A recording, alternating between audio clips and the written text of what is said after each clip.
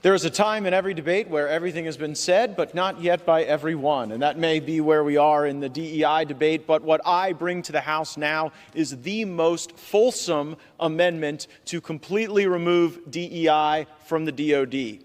And even if my amendment doesn't pass, I want my colleagues to know that this NDAA in the base bill takes a meat cleaver to DEI, and the amendments that we have adopted in the last round of voting have certainly ensured that DEI, regardless of the passage or not of my amendment, will not be a principal feature of our military service if this bill becomes law, and that would be a great thing for our military.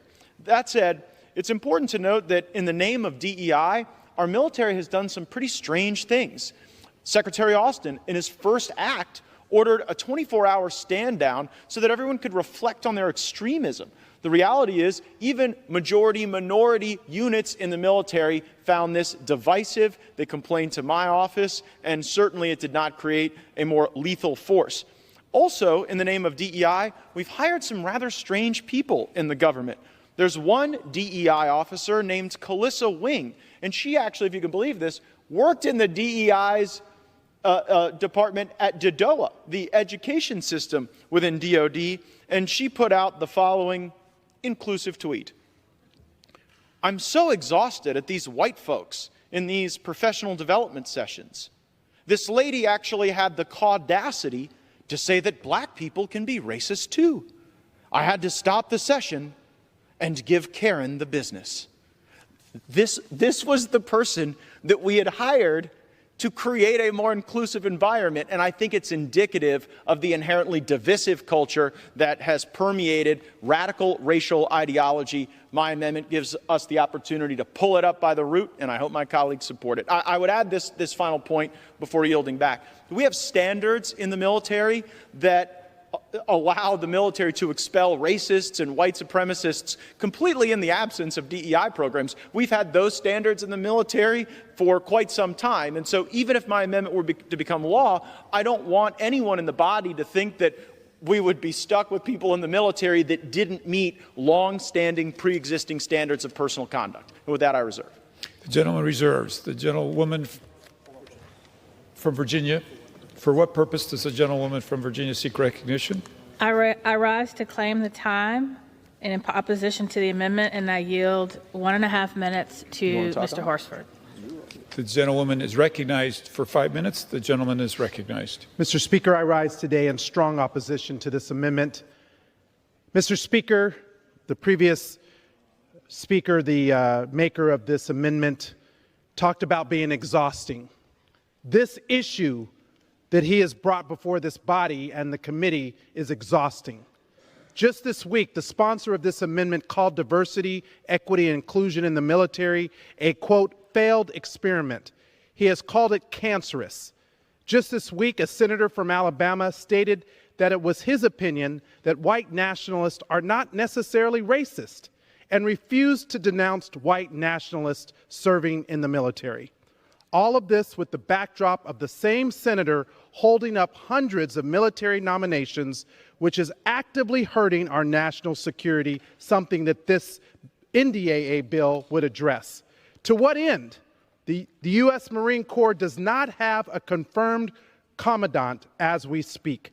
And yet, just an hour ago, on this very floor, one of the members on the other side of this body said his amendment, quote, had nothing to do whether colored people or black people can serve, unquote. Mr. Speaker, these comments show exactly why we need diversity, equity, and inclusion initiatives.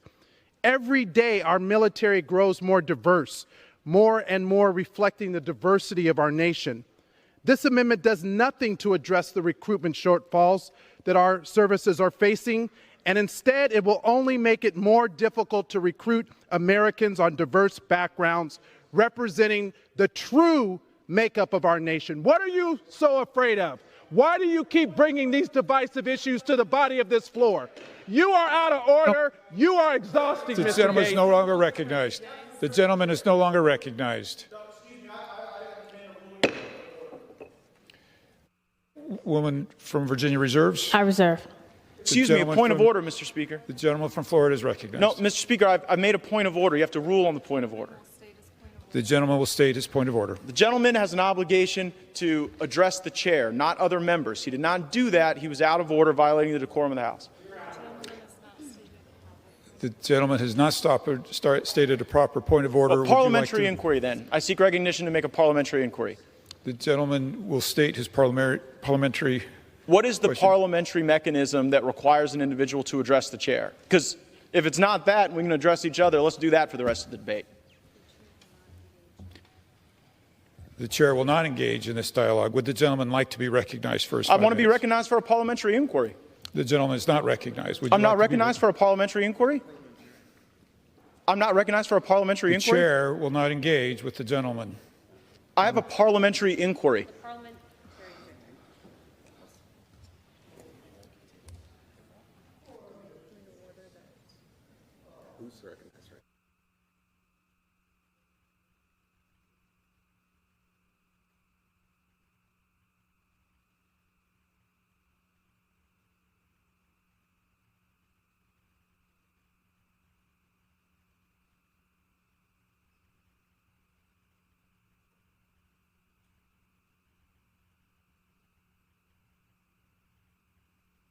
So the gentleman is recognized for his 5 minutes.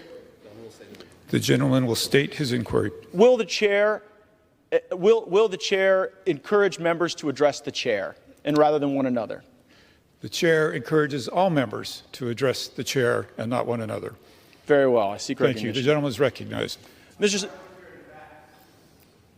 Can you be respectful? Can we have a debate without Yeah. doing that?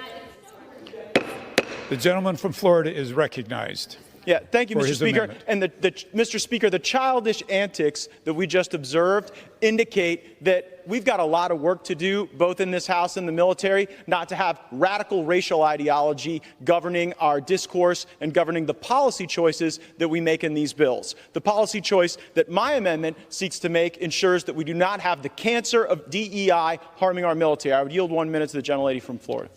The gentlewoman is recognized for 1 minute. I would just like to remind people that whether you're white, black, brown, we all bleed the same. So to have this completely divisive ideology being pushed, to have members from across the aisle making it about race, when some of these members have not even served, is completely, to me, not only a foreign ideology, but I'd like to remind people, when you're getting shot at, okay? When my husband was shot in Afghanistan, do you think he was sitting there asking what color the person that was evacuating him was? Do you think he was sitting there wondering about diversity, equity, and inclusion? No, the only thing he cared about was making sure that someone that was evacuating him knew how to do their job. That's what the military needs to be focusing on. So to have it about race just goes to show that maybe more members of across the aisle need to be serving in our military, because that's not something that we focus on. What we focus on is mission readiness. That's what it's all about. I don't care if you guys think that I'm racist. I'm a minority woman. Maybe I'm the wrong color of minority for you, but I'm a minority woman. I support this for those reasons because I've lost friends. Chairman, I yield my time. I have additional questions for you, General Miller. How many Republicans running for Congress had their personnel records unlawfully compromised by the United States Air Force? Thank you for that question. So we did have a PII breach, 11 individuals overall. Their data was released. Well, you say breach. When I hear breach, what I hear is that like someone hacked or broke in or got the information. You gave this information. Yes, we did. No, right. the Air So Force it wasn't a takes- breach, it was an illegal release. It was yes, it was. Right. You're right. We take full responsibility many? for that. 11. 11. Yes. And all Republicans, right? I don't know the answer to that. I know some of them were, but I think that But if I represent to you that it's all or almost all Republicans. almost all Republicans. That's correct. Yes. And this information was given to the due diligence entity, right? There was an entity. Yes, it was. Yeah, and it's an all- opposition research entity that gets hundreds of thousands of dollars from the Democratic Congressional Campaign Committee and the Democratic Senatorial campaign apparatus, right? I don't know that much about due diligence, but I know that we released the information Why? inappropriately. Why did you do that? It was an error. We did an investigation as soon as we found out. We notified all of the members in which their data was released. We have put in place multiple layers of checks and balances. We did a retraining. Who's been fired for doing this? We have taken the appropriate action. Okay. Who's been fired? We've taken the appropriate action. It's a fascinating answer, just not to my question. Who's been fired? I can't answer that. Has a single person been fired? I do not know the answer to that. Shouldn't you, though? I mean, here we are having recruiting challenges. You guys are releasing personnel information of predominantly Republicans to a Democrat opposition research firm. You run personnel for the United States Air Force, and you can't tell me whether anyone has been fired for this unauthorized release? Congressman, I can tell you that we have taken the appropriate action But based on the you OSI. deem it appropriate. But what if we don't? Because we have civilian control of the military. And we may have to change our laws to hold people accountable. And pardon me for not trusting your vague reference to the layers that you've put on.